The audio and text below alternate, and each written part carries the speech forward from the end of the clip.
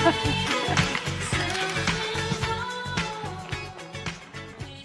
back in the Morning Brew with friends, and I'm catching up with my old friend Robin Brule this morning. It's great to have you on the show. This is cool. Great to be here. You had a big honor last week because you are now in the was it the Junior Achievement New Mexico Business Hall of Fame? Right. That's a big deal. There's only you and I guess 3 other people every year that. About 4 people every year. They've been doing the event for several years, and it was a tremendous honor. It's a real privilege, and I was very humbled by it. And for Junior Achievement, you've been involved for years. Yes. And how does that kind of tie into what you're doing in so many of your other multiple day jobs? I mean, Sure. We know you as person from Nusenda, person from the city, person from Talent Albuquerque. You're doing all of these amazing things. So how does the Junior Achievement fit into all of that? I think Junior Achievement fits in beautifully because everything Junior Achievement is trying to achieve with kids in schools to really empower them to take charge of their future, give them the skills that they need to succeed on top of what they're getting in the classroom is all what we're trying to do in the community, the greater community with our partners, an asset-based approach to job creation and economic mobility. And I love this that you're doing with the city because you may work for Nusenda, but they can't. Terry over there at Nusenda was just like, hey, go to the city and work for them for what, 2 years, right? Yeah, just about right now, and then longer. Yeah, I love it. And you're doing the talent ABQ stuff, and it's workforce development, really, in many ways, and then it's also business development. Talk a little bit about that, because I think it's a very cool project. I don't think a lot of people know about. I don't think it gets the attention people should be giving it. So my primary role is actually running the Living Cities Integration Initiative, which is a collaboration of the 22 world's largest foundations. We're one of 5 cities in the entire nation that is a part of this, San Francisco, San Antonio, New Orleans, and Seattle. And our focus is job creation and economic mobility through innovation and entrepreneurship. So really looking at what assets we have in our community, where are the strengths, where are the barriers, where do we have gaps, and really what do we need to add in to really take advantage of the resources we have here. And what are you finding that we need? I mean, everybody I think has their own overall idea, but I know you guys have been having meetings with, I've been to a couple of the luncheons with the mayor and you guys talking about, what businesses actually need. But what are you seeing? What are people really, what's the on-the-ground word about what we need in Albuquerque? We've had a planning year with 180 stakeholders around 5 major drivers for what is needed. And we have a lot of the great ingredients, but we probably need more programs that are getting into our lower income neighborhoods for marginalized people. We need more access to capital that's currently available here. That's huge.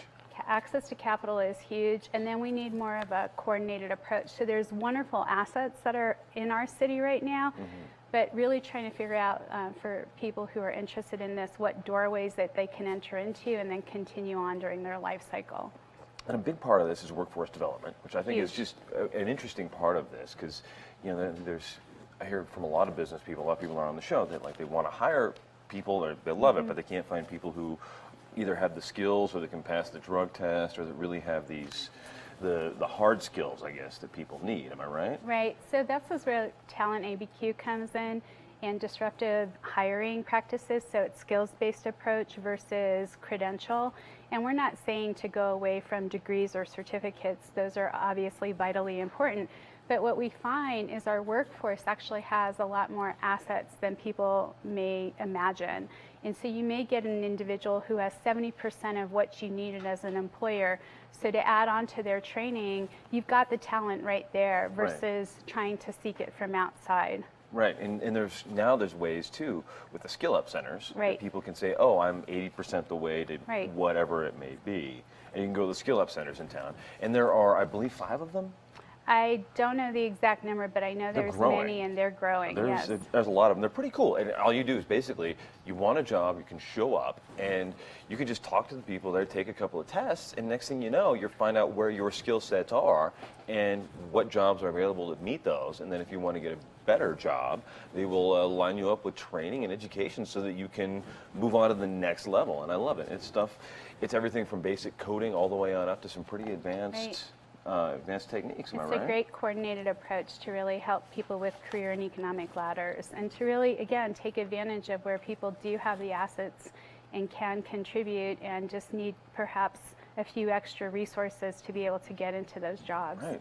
And with the Living Cities part of things, I mean, how does Albuquerque fit in? I think you know, we always have the defeatist attitude here in Albuquerque that we're just Albuquerque, whatever, right? But what I'm finding when I'm talking to people, because I know the Kauffman Foundation is doing a lot with this, and when I'm talking to those guys, Albuquerque is really on the cutting edge of a lot of things that I had no idea we were on the cutting edge of. Am I right? I think so. I mean, we think about what has happened to us in the past few years. We received this Living Cities Integration Initiative grant.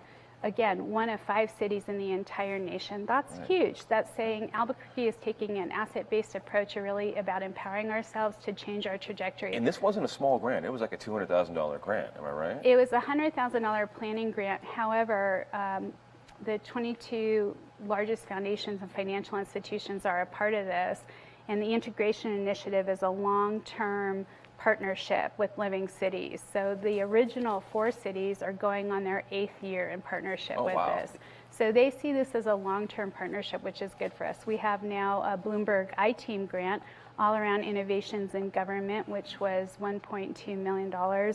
We're one of 19 in the entire world to have received this.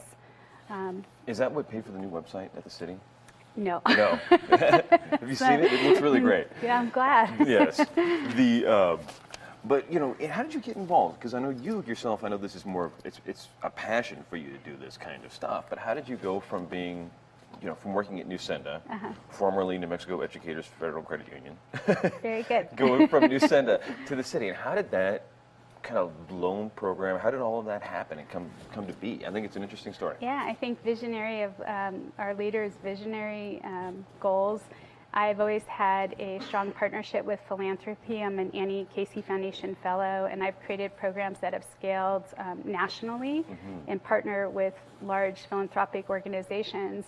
When I went to the credit union, we obviously have a very healthy and robust philanthropic program that really supports our community. And we wanted to really have greater impact and significance, and we found a variety of ways that we could help, including putting me on loan to help with key social education, workforce, and economic development programs that we're scaling at the city level through Mayor Berry's leadership. So it was really the foresight and vision of Terry Loddick, our president and CEO, to say, how can we use our resources most effectively and leverage them most? So how much longer do you have left in the program? For Living Cities? And yourself? Well, we're signing up now for our implementation grant, so several more years. Nusenda will always be involved in that work because we were a key originating partner with the University of New Mexico and the city of Albuquerque. And then I'm going to be working at the city for at least the next year on these efforts. Excellent. We're going to be talking to some folks here in just a second from the Catalyst Week coming up. Yeah. So we'll see how all of this kind of relates. Yeah, that's a part of it too. It's a huge part of it, having the Catalyst Week and the Epicenter all downtown as part of the Innovate ABQ Center. We'll be back in a couple of seconds on the Morning Brew with Friends, and then we'll talk Catalyst Week.